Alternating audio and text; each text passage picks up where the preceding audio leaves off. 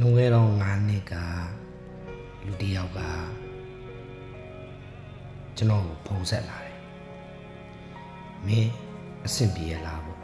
ကိုကတော့ကြောင်သွားပါဘောနော်ဘာတူလဲပေါ့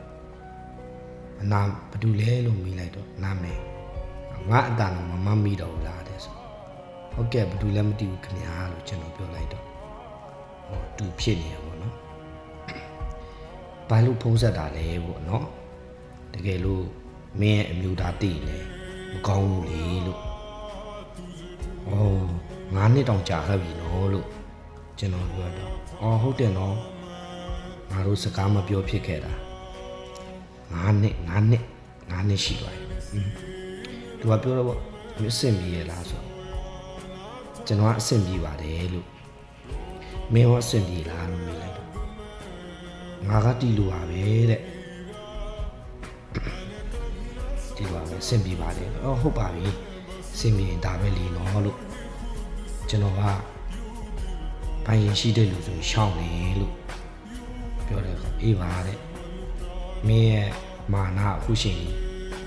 မလျှော့သေးဘူးလေငါကမာနထားခဲ့တာမဟုတ်ဘူးလို့ဘိုင်ရင်ရှိနေတဲ့တူပိုင်မပိုင်ဆိုင်ရမှန်တီလို့ကွာနော်တယ်မလားအဲ့လိုအရာတွေက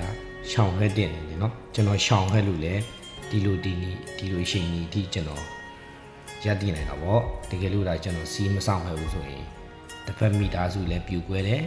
ကျွန်တော်လည်းစိတ်ဆင်းရဲနေရမယ်ဥပမာပိုင်ဆိုင်ခဲ့ရင်တော့မှကျွန်တော်ဘယ်တော့မှပြပြရွှေရွှေနေရမှာမဟုတ်ဘူးကျွန်တော်ရွေးရှည်ခဲ့တဲ့လမ်းကမှန်ခဲ့တဲ့အတွက်သူတို့မိသားစုလည်းစင်ပြေတယ်ကျွန်တော်လည်းစင်ပြေပေါ့နော်ကျွန်တော်အံ့ဩပါပေါ့နော်လူငယ်တော့9နှစ်ကလူတယောက်ကကျွန်တော်ဖုန်းနံပါတ်ကိုဘယ်လိုရတယ်လို့တော့ကျွန်တော်သိပေါ့နော်ဒါပေမဲ့ကျွန်တော်ဆက်တွေ့ခဲ့တယ်အံ့ဩပါပေါ့မင်းအစင်ရောပြေရလားတဲ့အစင်ရောပြေရလားဆိုတာကကျွန်တော်မှာတကူဖြစ်တာသူတီးလို့နေမှာပါရှင်းပြပါတယ်လို့ဘာမှဖြစ်ပါဘူးကျွန်တော်ပြောတဲ့ခါကျတော့မင်းကအရင်ကလူပဲတော့တဲ့ကျွန်တော်ကလူတာပြောင်းသွားမယ်ကျွန်တော်စိတ်ကဘယ်တော့မှပြောင်းဘူးလို့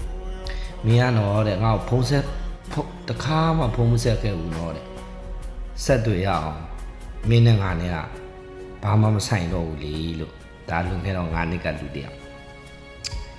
ဒါပေမဲ့အတိတ်ကအတိတ်မှာပဲခြံခဲ့တာပူအဆင်ပြေမယ်လေနော်အတိတ်ကအတိတ်မှာပါပဲတို့တွေကမစုံခဲ့တင်ဘူးလေနော်